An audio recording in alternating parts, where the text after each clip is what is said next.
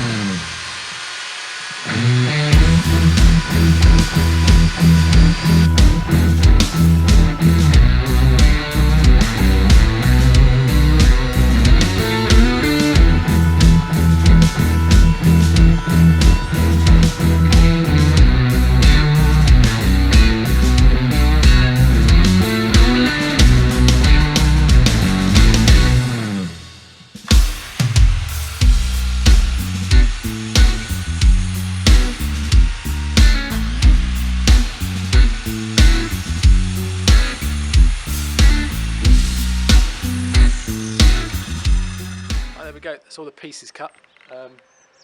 You can see down the bottom here that I cut all these notches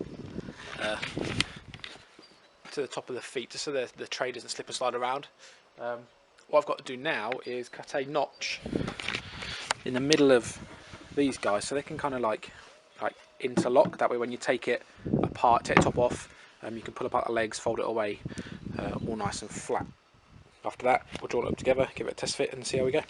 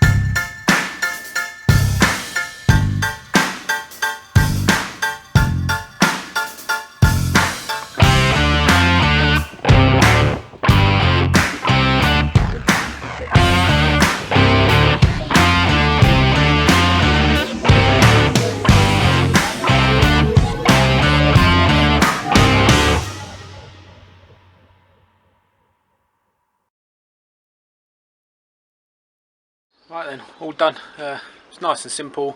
Cost about £10 worth of materials. Took maybe an hour and a half. I added like a chamfer and stuff to the edges and the feet, just for a bit of decoration. Coated it some boiled linseed oil. But you don't have to do any of those things. I mean, so nice and easy if you want to do it yourself at home for your kids' Tuff trays. I mean, they're really popular now. I'm sure it'll get lots of use over the years to come. Thanks for watching. Cheers, guys.